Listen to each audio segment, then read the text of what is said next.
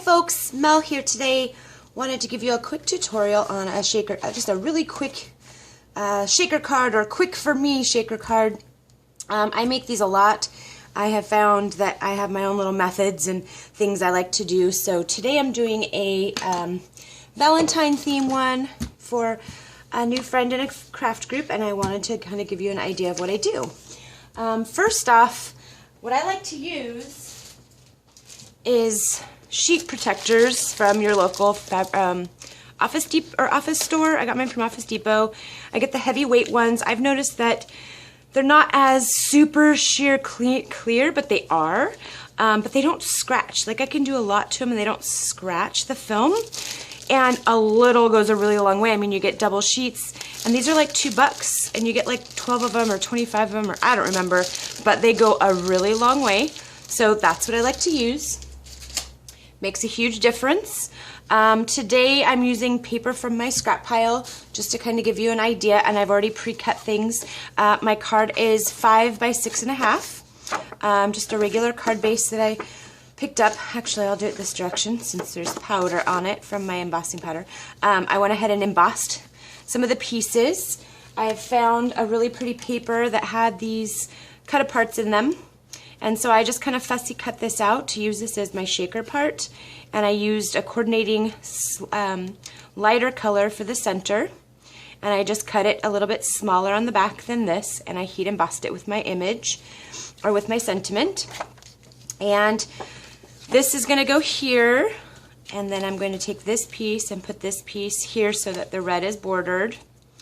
And then this will actually be my shaker part right here.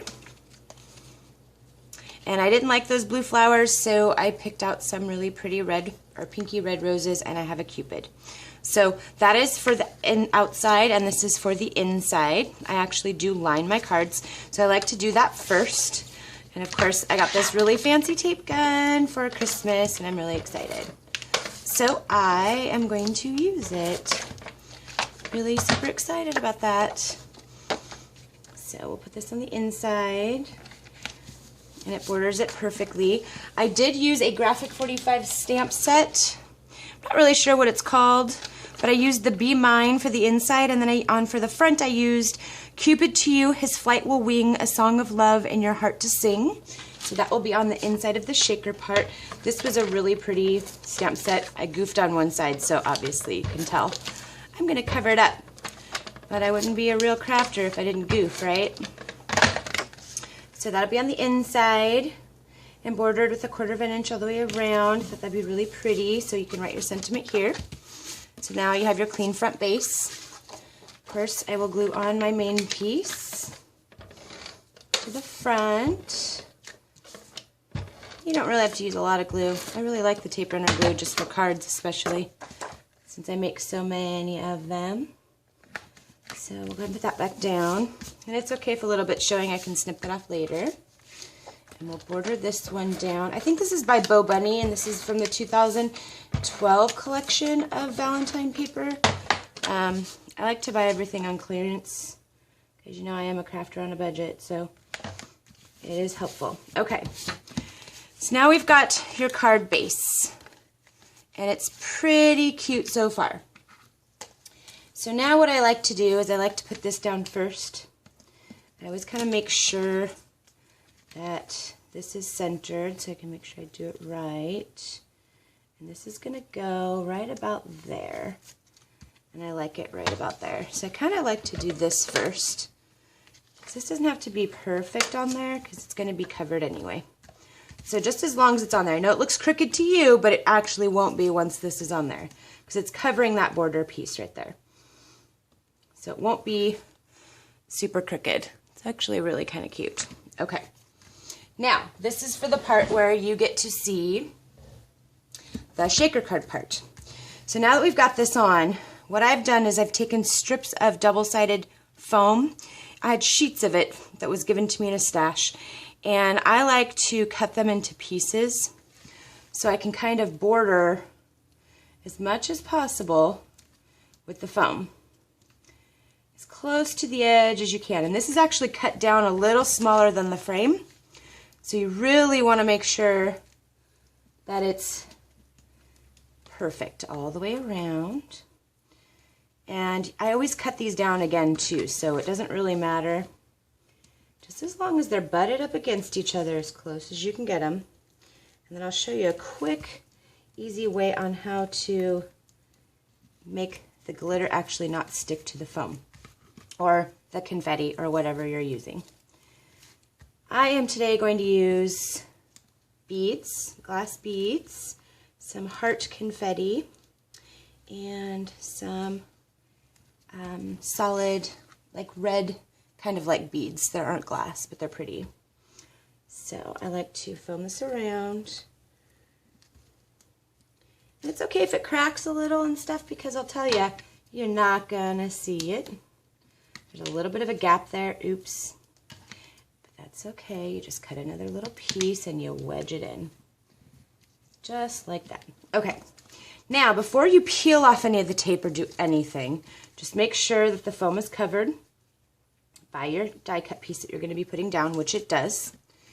And I like to take my embossing buddy, I like to put powder all the way to the edges of the inside of this. And what that does is it gets rid of the sticky that's on the sides. And then I just blow it off. And that literally does take away all the sticky that might be touching where you're going to actually put your confetti and whatever you're going to use. So then I'm going to take, so what I did then was I actually just took a piece of that acetate and I cut it down just a little bit smaller than my die cut piece again, just enough to where I can at least adhere it to my piece. So I actually don't use the tape gun for that because I can't really see, but maybe I can. I don't know, we'll see. Just try to get it all the way around as close to the edges as you possibly can. Thank God for the non-sticky mat I have, because otherwise this glue would be everywhere. And it doesn't so much matter if this is perfectly glued all the way around or not, because it's going to actually go, this is actually going to go right over here. So you go like this, and you put it down. Just to be safe. See, now I have it on. It's perfect. It does not have to be exactly perfect on the back side, because the confetti is going to be between this and that anyway. So as long as the acetate is on there really good, you're good. I see a little bit of an extra piece there that I can cut off, which is perfect. At least I can see it. You just snip. Okay, now that that's done, then you go ahead and you put your pieces in. And actually, you want to peel this first. That's right. Don't forget, Mel. I got to remind myself sometimes.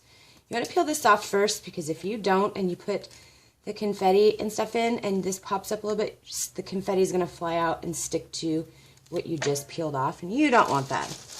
That's a big pain in the butt.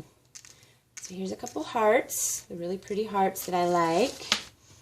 And I'm going to use some of this glass glitter beads, just so it can make that noise when it shakes. You know, a little bit of noise. And then I'm going to use some of the solid red, just to give it a little bit of, see, oops, it just exploded. A little bit of that solid red. So there's 3 tones in there, so you can see all 3 things that I just put in. Actually, I might even put some of this in, because this is really pretty too. And because it's a popped up foam, you can kind of put quite a bit in there.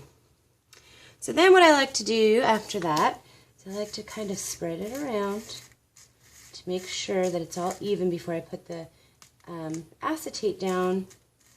Otherwise, it's going to not be flat and some stuff will get too stuck together and it won't shake. Okay, so now that that's done, and I have little beads everywhere. Boy, my kitty, man, he'll love this.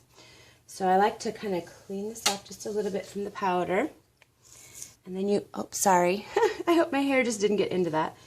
And then you put this down just like so. Make sure that you've got that all pushed down really, really, really good. And look, now it shakes. Now, of course, some of those heart ones are going to stick to the edges, but not always. I mean, it's actually kind of pretty when it sticks to a little bit of the edges, but there we go. So now it sticks down and it shakes back and forth, and you've got all the hearts and all the glitter in there. And then all I did here was I just kind of made myself a little Cupid here because it says Cupid on there. And I just wanted to make sure that I had some flowers that were pretty. I didn't really want, I really didn't want to use those blue flowers. I thought the pink roses were better. So we're going to use the pink roses instead. I think I got these at the dollar spot at Michael's. The pink roses I did. I thought they were really pretty. So I thought that would be really pretty. And then the Cupid right here, which I think I'll put him on a foam. Oh, actually no, I'll use some score tape. Can't ever go wrong with score tape. Score tape is always good, especially for this kind of stuff. And then just put Cupid right there. And now you have a shaker, folks, and you can read the sentiment. It's really quite cute. It turned out really well. And, oh, of course, these aren't dry yet. Maybe don't shake it so hard until it's dry. But there you go, guys and dolls. Really simple, easy shaker. And it turned out really, really, really cute. I wonder if you can see that really good. Thanks for watching, you guys.